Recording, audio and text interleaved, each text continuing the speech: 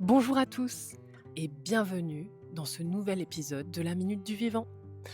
Un mercredi sur deux, on se retrouve pour un épisode entièrement consacré à la nature, avec des connaissances et une activité pédagogique.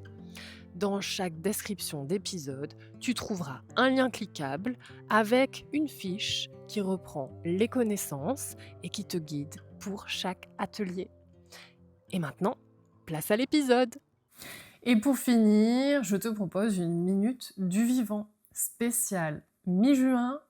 Aujourd'hui, on va faire une expérience de petit scientifique. Tu vas apprendre 3 mots ultra simples.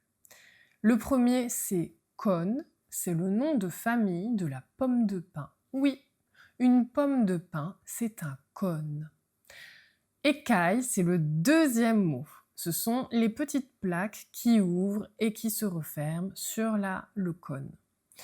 Et le troisième mot, c'est hygroscopique. Ça veut dire qui bouge avec l'humidité. On peut aussi dire qui réagit à l'eau dans l'air. Je vais te proposer une expérience, c'est la pomme de pin météo. En matériel, tu as besoin d'une pomme de pin sèche, d'un bol d'eau, d'une assiette et si tu veux, un chronomètre ou une montre. La première étape, ça va être d'observer. Regarde bien la pomme de pin. Est-ce que ses écailles sont ouvertes ou fermées? En général, quand c'est sec, c'est plutôt ouvert. La deuxième étape, je l'ai appelée plouf-plonge. La pomme de pin dans le bol d'eau pendant 1 minute. Et la troisième étape, c'est l'étape de la magie. Sors ta pomme de pin et pose-la sur l'assiette. Tu vas l'observer pendant 2 minutes. Les écailles vont commencer à se refermer. Et ensuite, on passe à l'étape numéro 4. Le retour au soleil. Laisse la pomme de pin sécher près d'une fenêtre ou au soleil. Plus tard, elle va se rouvrir. Le jeu, pour apprendre en s'amusant, c'est le chronodéfi. En combien de temps ça commence à bouger, ces écailles? Tu peux dessiner aussi un avant-après, tu peux aussi la prendre en photo.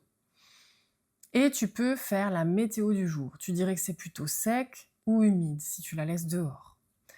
Alors pourquoi la pomme de pin, elle fait ça? Eh bien, c'est tout simplement pour protéger ses graines. Quand c'est humide, ce n'est pas le meilleur moment pour les laisser partir. Alors elle se ferme. Et quand c'est sec, elle s'ouvre et les graines peuvent mieux voyager. Encore une fois, tu vois, la nature est super intelligente. Elle s'adapte au bon moment. Et quand on apprend à observer ça, on regarde la forêt autrement. Si cette minute du vivant t'a plu, dis-moi en commentaire. Tu l'avais déjà remarqué, ce cône hygroscopique? Et si tu testes l'expérience, reviens me dire ouverte et en combien de temps? Et si l'épisode t'a fait du bien, cet épisode complet, pense à t'abonner à la parenthèse vivante, à liker, à commenter. Ça aide énormément le podcast à se développer et ça peut aussi aider d'autres parents qui se sentent seuls. Je te dis à très bientôt, passe une belle journée.